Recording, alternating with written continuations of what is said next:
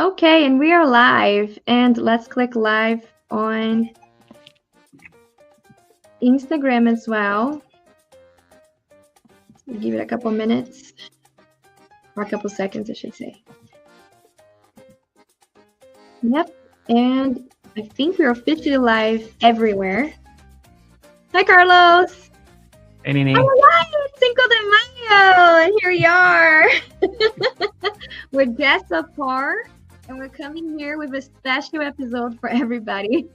Dressed up like funny ones. We're color coordinating today, right, Carlos? That we are. That we are. And this was all Carlos' idea. I just want to say it up front.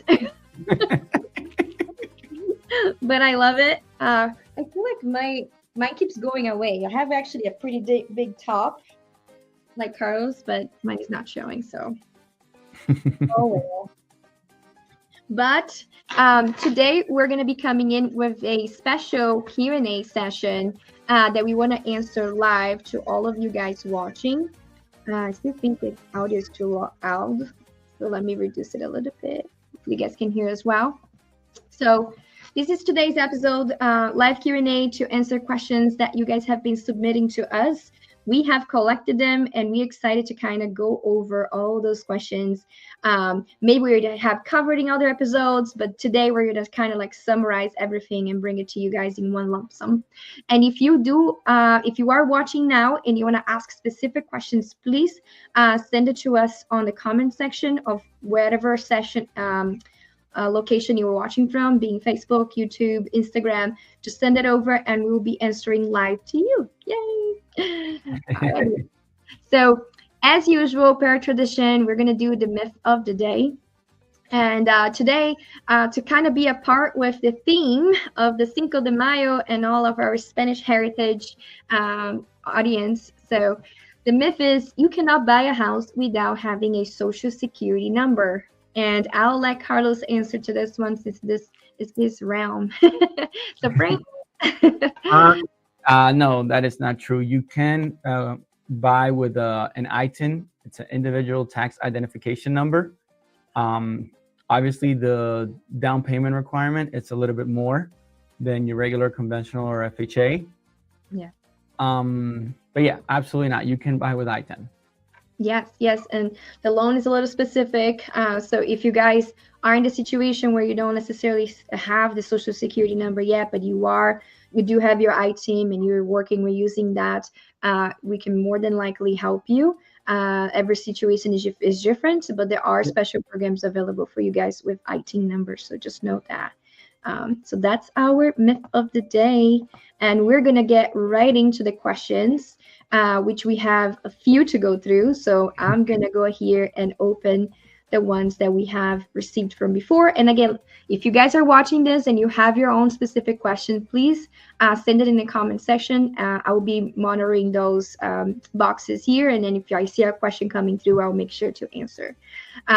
Okay, so the first one that we got is, what's the very first thing I should do if I want to buy a house? So, Carlos, I'll let you answer that. Get pre-approved. Yes. Call Carlos. Yes. Call Carlos. That's the first thing you should do. Yeah. And if you don't have Carlos' numbers, call Nini. But you should have both of our numbers right there in the bottom, right? Yep. First step is really either doing your buyer consultation with your realtor. So that way they can connect you with a person that they trust for the lending side, or go straight to a lender and get started with your pre-approval, because that is the very first step for you to understand how close or not you are to buying at that time. And if you are, what are the terms that you might be able to qualify for, loan type, credit score, what interest rate you can get. I have a little business.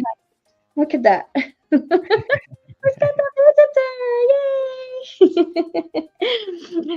So that's our first question.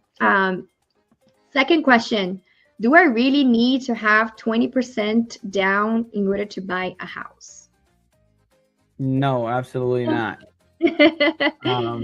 There are loan options that will allow you to come in at 0%, like USDA and VA. There are down payment assistance programs that will allow you to to only bring $1,000 to closing.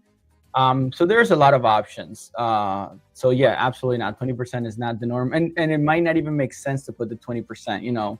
I That's think we discussed this in a previous episode where it might make sense to do renovations, and or play with the rate, all that stuff. I think we take talked down the about rate that. instead of putting more money down, right? Because sometimes the difference on monthly payment is not going to be substantial enough to make a difference for that buyer. Right.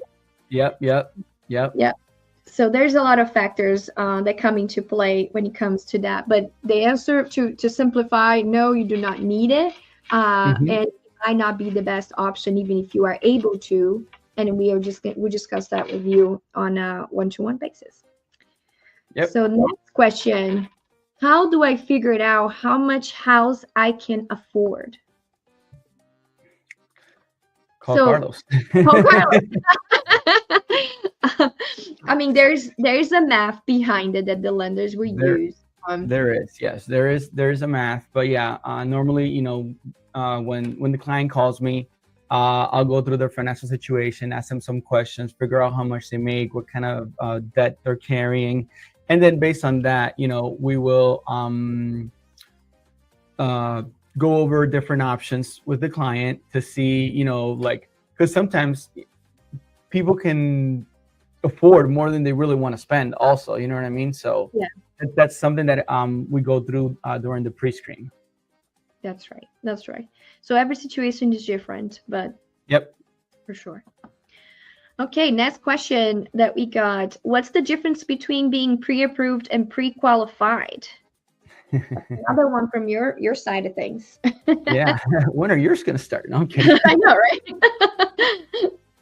No, so the difference is pre-qual is when you it's just kind of like a verbal, numbers type of thing. Yeah. When you're pre-approved, it's when you've done verifications of employment. You looked at the bank statements. You calculated the debt to income. You ran underwriting.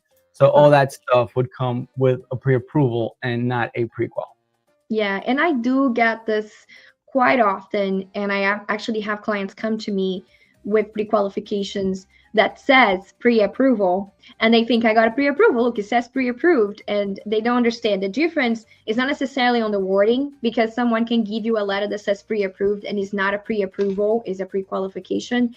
Yep. It's really all about if you were just asked questions and you never submitted documentation and your credit score was not run as a hard pull, and there was no verification of employment, and they didn't send you for underwriting.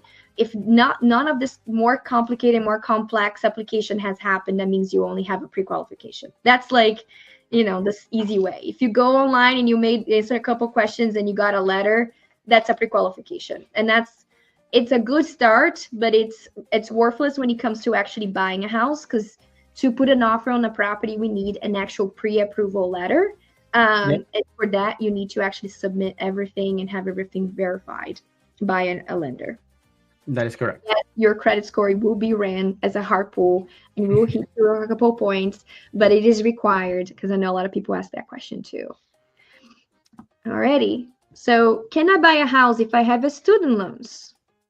Again. The answer is yes, but I'll let him explain it. The answer is yes, you can buy a house with student loans. Depends on how, like if your student loans are deferred or you're making the payments, it's going to depend on kind of what number we're going to use for calculating, to towards your DTI to know what you can qualify for and what you can't qualify for. That's right. That's right. And can you explain a little bit about the how much it can be used? I know there's like a percentage that you guys may not use from the debt from the actual student loan. Right. So depending on the program you're going with, it could be either 0.5% or a whole percent that's used for calculating purposes when it comes to the DTI.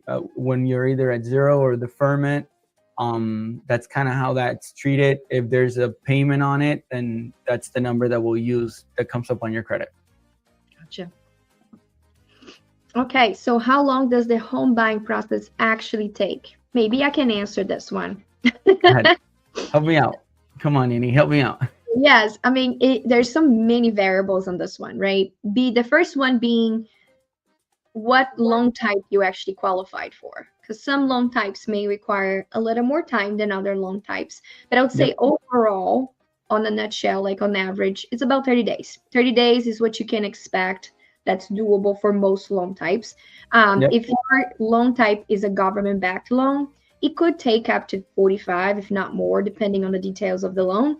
If you have a conventional loan without like an appraisal, it could be as quickly as 2 weeks. So it really varies depending on the specific situation, but overall 30 days. Yeah, I would say so. And then if you're going, the creative financing side, then of course, that's going to be a little bit longer, obviously, Yeah. because those loans take a little bit more time to get done. Yeah, for sure. That was an easy one. Alrighty. So what's included in a monthly mortgage payment? So that depends on how much money you put down. But usually it's your principal, interest, taxes, insurance, and your PMI, if you have it. Yes. And someone was posting here on the comment section, they were saying, can I pay my taxes by myself outside of mortgage? Yes. So depending on the program, yes, you can. It's called waiving escrows. So you can pay your taxes and insurance outside of your mortgage. Okay. Alrighty. So that the answer is yes. So I guess it depends on the institution, or you think any institution will allow for that? No, it depends on the situation and the program that you're going with. Okay. Okay. Mm-hmm. Next question. What are closing costs and who pays them? Well, I can start that and you can finish, okay? So closing costs is basically all the fees that are going to be related to your purchase, being lender fees, which would be the bank you're working with, but also the taxes for transferring the ownership from the seller to you as the buyer. So we have something called the transfer tax. We also have recording fees that are within the county, township, and the state of Pennsylvania. You have your title insurance fees. You have your escrow fees. There's so many fees that could be in there, but they all together combine to create what you call your closing costs. And the closing costs are paid for by the buyer. The seller also has closing costs of their own, but they're not going to be as extensive as on the buying side because the buying side has the lender involvement. If there's no lender involvement, then of course it's a little less. But with a lender, there's all these that I just mentioned. Yep. I think you pretty much hit the nail on the head on that one. Yeah, you have your escrows, your appraisal, your underwriting processing fees on the lending side, and then you have all your title fees. And if you're paying any side of the transaction or anything like that, then like any commissions or anything, then yes, that would be additional. Those will also come out on your closing costs. Oh, just had another question come up. So it is in right of commission. So who pays for commissions? And that is a good question. Nowadays, standard, if you have a listing agent and you are the seller, you pay for the seller commission. If you are a buyer and you have a buyer's agent, you're supposed to pay for your buyer's agent commission. But through negotiation in real estate, everything can be added or removed, right? So customarily, what happens is that the buyer will negotiate with the seller that the seller will pay for the buyer's agent commissions. So, and that has been pretty standard throughout the years, right? But any situation in particular could change. So if the buyer wants to offer to pay for their own buyer's agent commissions, that could be something that they can do. And then the same thing goes with the seller. The seller can pay for all agents' commissions. So nothing is set other than you pay for your buyer's agent commission per agreement, seller pays for the listing agent's commission. But everything can be negotiated through an agreement of sale. So just so you guys know. Alrighty, moving on. What credit score do I need to qualify for a mortgage? That's you. So again, it depends on the program. Some programs are going to have, if you're going VA, you really don't have a minimum credit score required. FHA, you can go with as low as a 580, and conventional, you can go as low as a 620. If you're going with like down payment assistance programs or anything like that, then those are different. Those are going to have different requirements depending on the program. I would say if you are going for the assistant programs, you might want to stay definitely above 620 for the county programs for first-time home buyer. And then there are some other specific ones like PHFA, for example, that will require the 660. So the higher the better. And for conventional loans, I think you mentioned that, like, you're supposed to be on the 720 plus. So, yeah, 700 plus is going to get you better terms when it comes to interest rates and when it comes to private mortgage insurance and that kind of stuff. Correct. So 580 at the very, very minimum, but that doesn't get you much. 620 ideally or higher. Yes. Alrighty. Can I get help with my down payment? Yes, you can. Let's do it like, ay. Yes, you can. So there are a lot of different first-time home buyer grants, going in Pennsylvania. There are some seasonal ones. There are some that are always available, and then they are coming from either the county or the state or individual institutions like the PHFA. So there are definitely programs available that will help you minimize your down payment. On top we also can negotiate something called a seller's assistance. And again, that's a negotiation piece, not guaranteed, but you can negotiate with the seller to ask for the seller to pay for a portion of your closing costs. And there is a different caps for different types of loan that you qualify for. So if you are going with a conventional, you're capped at 3%. If you're putting more than 10% down, then you can go up to 6%, right? Is that correct? Yeah. On a conventional. And then VA technically is 4.5. Is it 4.5 or 4? But it can be much VA higher. is weird, because the seller can pay your credit cards and all that stuff at closing. So VA is a little bit different. I would say 6% standard, but technically can be more. And then for FHA, USDA is 6% as well of the purchase price that you can ask, up to, I should say. And then again, that's negotiated with the seller. So it's nothing guaranteed, and it's on a case-by-case basis, but it can definitely be negotiated on top of any grants that you may qualify for. Yes, and you can stack the grants too, depending on the program. Yeah. So if you qualify for 2 different grants, some of them allow you to, double dip. So you can actually really reduce your down payment, down payment closing costs. Yep. To purchase a home. Okay. Can I use my tax refund as part of my down payment? Absolutely. Yes. That's why we wait for tax season. Absolutely. Another reason why springtime it's such a high busy season of the year for buyers, because a lot of people are waiting for those tax returns to come in so they can add up to their funds to buy a home. So yes, you definitely absolutely can. One thing I wanted to correct that I didn't say, 10 to 25% down is 6%, but if you do 25% or more, you can go 9% on the seller's assist. Conventional. Wow. I wish you could negotiate that much, but hey, that's good to know. 6% is already tough enough. Imagine that. It is. But I didn't know that. That's pretty good to know. I think someone was just sending here as well about the 401k. Can I use my 401k to pay down my closing costs to purchase a home? I know for sure that's a yes. Do you want to give a little more insight in that? Yeah, absolutely. So you can either borrow from your 401k if you'd like, and that's not counted against you when it comes to the DTI. And then you can also withdraw funds from the 401k to help you with your closing fees. Gotcha. And to do that, if you're going to borrow, you don't need anything. If you're going to take it out, you have to show your contract and your closing cost sheet to the employer. Normally, they ask for those 2 documents in order to process the withdrawal. Gotcha. That's good to know. Yep. Right. So now we're getting more in my realm, I guess. So should I look at homes online before I am pre-approved? And yes, you should definitely search for homes online. Shopping online, it doesn't take any effort per se. You're going to learn more about what is available out there, but also learn about what you're looking for, understanding your needs.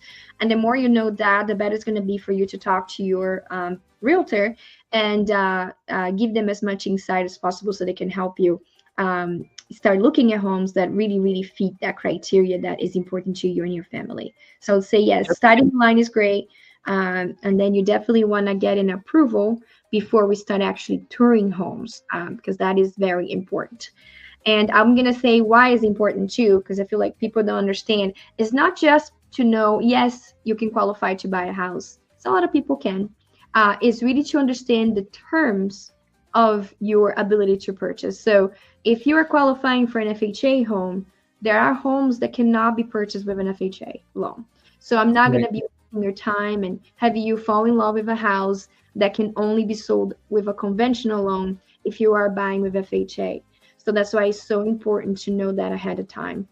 The loan type does really dictate the type of property we're going for. Same thing with a USDA, for example. That's a very good example. If you are buying with a USDA loan, which it is an agricultural loan type, you will put it on the areas where you can actually shop at, which means I'm not going to be showing you a home in Harrisburg City if you are using USDA, because USDA cannot be used in the cities. So very important to get your pre-approval ahead of time. Next question. How many houses should I see before choosing one? As many as it takes. I mean, the more you see, the better it is. I feel like everybody should at least, see more than just one house. But I have plenty of clients that, throughout the years that saw one house and just knew that was the one for them. They fell in love and they're like, all right, this is mine. And if it checks the boxes, I mean, if you are happy with it, that's why looking online is so important too ahead of time, because you're already going to see like this is what's available right now. And then when you go to actually look at them, you see one and you're like, I love it. If you love it and that's the perfect house and all the boxes are checked, why waste more time, right? So I don't feel like it's an error per se not to look at more than one home. But if you're not certain, if your heart didn't melt when you walked in the house, if you didn't get the butterflies, then yes, we should definitely continue to look. The market is a little bit cutthroat, so we don't want to waste too much time, too many days, right? So if you see a house today that you love, and you're just wanting to see one more just because you want to say you saw more than one, if you wait 3 days, that one house that you actually love might not be there. So especially in this market. So yes, we can definitely see more than one, ideally quickly, and then so you can make a decision quickly and not miss out on the properties that actually, sparkle your interest. So that would be my 2 cents on it. I would agree. Yeah. Okay, next question. What should I be looking for when touring a home? Yay, that's for me too. Yay, I get a break. So when you're going through a property, there's many things you should be looking at. First of all, checking your boxes. That should be a priority. Everything should be kind of meeting your desires and your needs for your family. But also look for, red flags. Look for windows. Are they double pane, single pane? Because that's going to be later on something that's going to increase your bill if it is a single pane old window, right? Something to consider. You want to look up to the ceilings. I know sometimes you get mesmerized with the house itself. People forget to look up, and looking up will tell you a lot. So look for any stains, any signs of possible leaks, being the plumbing or the roof. So make sure you're looking up and checking on those things. Also, basement can tell you a lot of things. Go in the basement. I know some people are scared of going in basements, but go in the basement and check for any cracks, moisture, things that could be a potential sign of structural issues. I would say any sort of crack that it has a displacement, meaning it's kind of like not flush, or it's not a fine line hair crack. It's actual crack that is kind of like opening it up. That's the one you want to be very cautious about. We're going to see, especially in existing older homes, many different types of crackling or fine line hair cracks. Those are normal. Those are settlement cracks. They happen. It's an older home. It's going to be, moving throughout the years, so it happens. But we don't want to see displacement. Keep that in mind. Also, if there is an access to the attic, go in there, check it. Does the wood look like it has moisture signs? Check for termites. I'm not a termite specialist, neither is going to be the buyer, but we can check for signs of, if the wood has been kind of chipped away, kind of, Right. Yeah. You can see the signs. Yeah, you can get a pen and just hit it on it. If it starts like powdering it, that means termite might be in there. Signs of like those white powder, those are the powder bees on the wood. That's another thing to keep an eye for. But if all of that looks okay, that's good. Turn on the water, see how long it takes for the water to heat it up. That's a good sign that the heat's working properly for the water heater. Check age of everything. Check age of your water heater. Check the age of your HVAC, age of the roof, which sometimes is just closed, sometimes it's not. But that's something we can try to figure it out. So all those things. I mean, there's a lot outside of the house. Also cracks, same thing with wood. If it's raw, peeling paint, that's a big one. I mean, that's a big one for financing as well. That's why sometimes we have issues with certain homes not going VA or USDA or FHA. It's because of peeling paint on the outside, which is prone to happen. Some paints are not great quality, so it doesn't necessarily mean it's going to be a lead-based paint from 1978 or prior, but any loan that requires, that they're going to be looking at any paint, even if it's just paint from last year that got dried out and it's crackling. That's something that's going to be taken care of. So all of that, things that we can check. So yeah, long answer for a short question, but I think it's important. Okay, next question. What's more important, location or square footage? Location.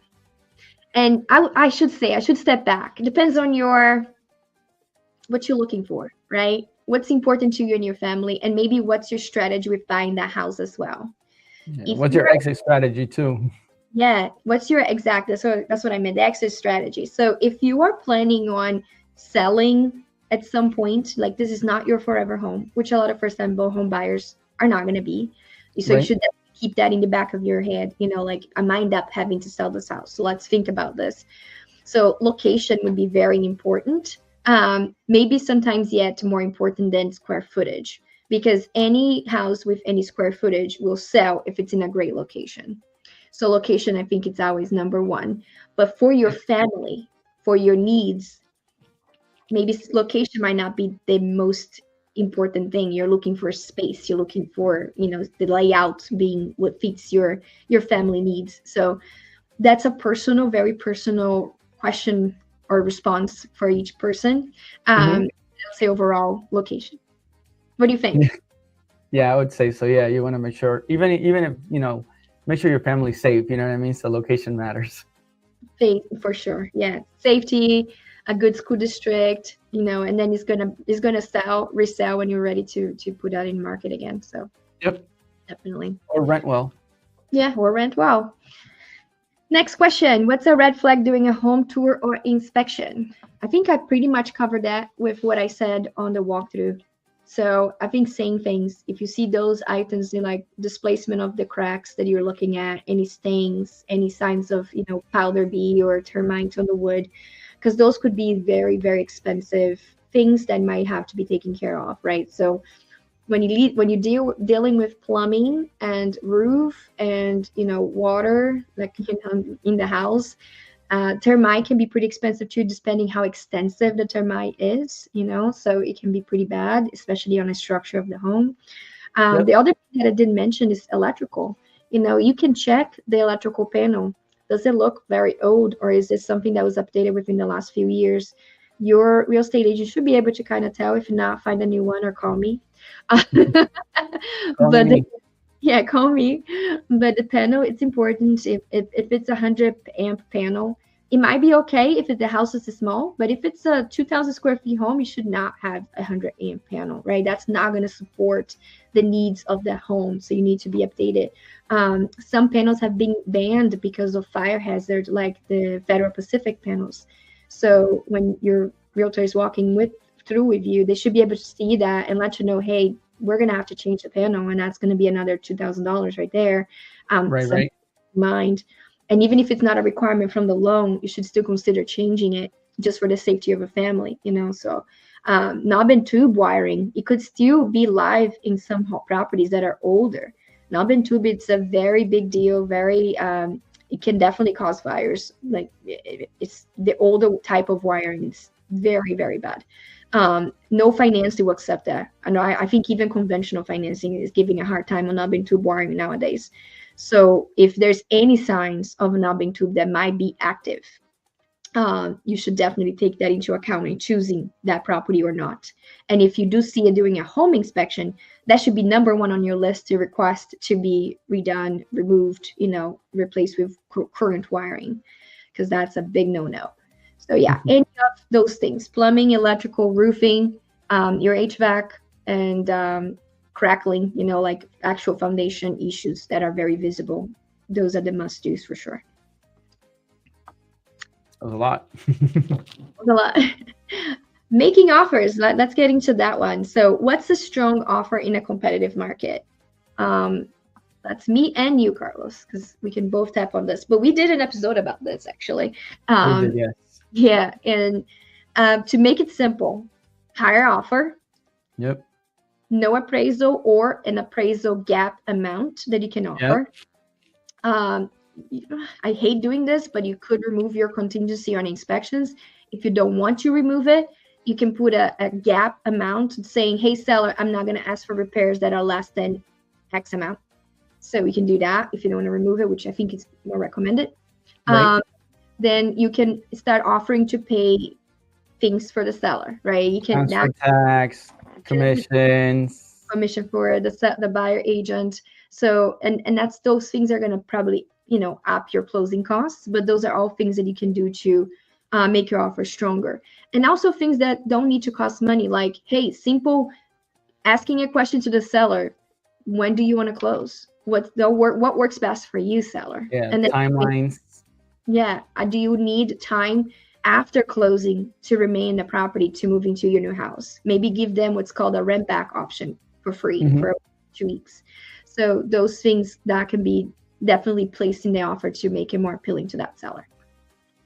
Anything else that you can think of? No, I think you pretty much covered everything. Yeah. And I mean, having a very thorough pre-approval with your lender like Carlos will have you basically underwritten. That way we can, if what the seller is looking for is a quick settlement, we can make it happen if we have you already fully underwritten ahead of time. Okay, I think that's good. So next question. Can I offer below asking? Yes, you can. But no. Will it get accepted? That's the right question. So yes, you can definitely offer below asking anytime, every time, right? It's just a matter of, is it the right call for getting that house in that market that you're in? Right now, the answer would be no, because we are in a very competitive market. And I would say it depends on the house too. Like if I was gonna say, yeah, it depends, because like if the property's been on the market for a while, if it was sitting there for a while, sometimes you can, instead of asking for seller's assist, you can just ask for a lower price. Correct. Yeah. So, or vice versa. Case by case situation for sure. So if the house is being sitting, or like if it's a special type of home, for example, I have a listing that is a short sale.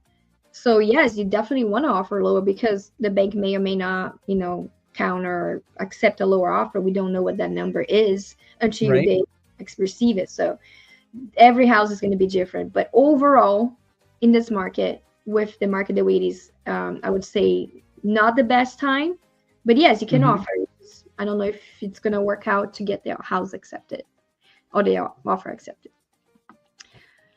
One more here. So can I back out of my offer if it's accepted?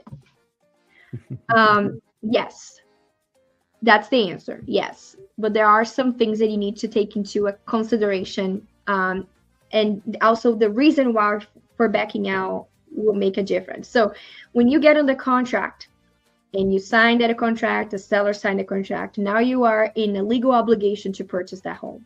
That's what the contract is for. You have the right to buy, and the seller is going to sell to you only. No more showings are going to be done. For that reason, is a commitment, right? So there's something called the earnest money deposit.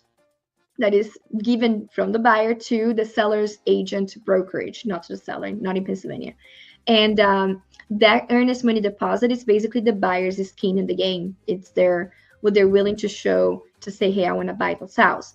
So if a buyer decides to just back out of a deal, which they can at any time for any reason, they could stand to lose the deposit. If it is for no reason that is protected in the contract, then yes, the buyer is going to lose the deposit and they can terminate the contract at any time. If it is because of any of the terms of the contract not being fulfilled or not agreed upon by both parties, then no, then the buyer is protected and the earnest money is going to be returned to the buyer. So that would be your home inspection, if you have a home inspection contingency, your appraisal, and then your financing contingency. So if for some reason you do not qualify, or you received a much higher interest rate than you originally were told, and now the monthly payments don't make sense, that falls under that too. If the appraisal comes back too low and you don't want to pay the difference, and the seller doesn't want to accept that, you can back out. If the inspection is bad and the seller doesn't want to agree to repair or change, give you credit or whatever, you can back out as well.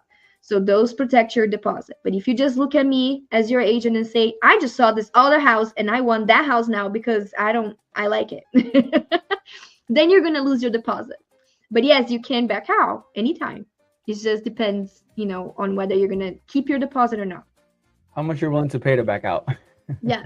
Yeah. And depending on some deposits, you could stand to lose a few $1,000s. So absolutely. Take into consideration for sure. And I think we might have time for one more question. All right. So let's see here. What happens after I close? Who gives me the keys? That's an interesting question. So closing day is, that 30-day period-ish that we mentioned. That would be when you sign your documents, you pay your remainder dues for your closing costs. And then that's also the day you become the new owner and you get the keys at the table, either directly from the sellers or from your agent if they picked up the key ahead of time. But you do get your keys the same day of closing, the same day you're signing your documents. Once the money's transferred, the keys are transferred. Yep, exactly. Once everything is finalized, everybody got their dues and you paid your dues, that's it. You're the homeowner, you get the keys. You can move in same day. Some people don't know that, like, oh, when do I get my keys after close? And it's right away. Like as soon as you sign it, that's it. The house is yours. Unless, of course, different terms were agreed upon. But it's rule of thumb, it's right there and then at the closing. For the most part. For the most part, yeah. And I think that's it. That was a boatload of questions. Wow. I don't think I see anything else on the comment section, so I think we answered all the questions there. Yeah. Do you have anything to add? No, I think it was good. It was a lot. It was a lot. Yeah, it was kind of like a lump sum of everything that we have spoken about before, which is kind of it was cool because there was a lot of the things that we had covered already, and people can just go back and watch that episode directly and get all the details we talked about on that episode. Yes. So this was good. Casas Carnitas, it's a wrap. Our live Q&A here to you guys. Yeah. It's too hard, but yeah. Yeah. Alrighty, guys. I hope you guys enjoyed this. This is going to be available for you to watch later on as well. So if you didn't catch it from the beginning, don't stress it. We're going to have it available on our YouTube and Facebook pages. So everyone, have a happy Cinco de Mayo. And don't drink and drive. Do have some margaritas for me. See you guys. Have a good one. Till next one. Until the next time.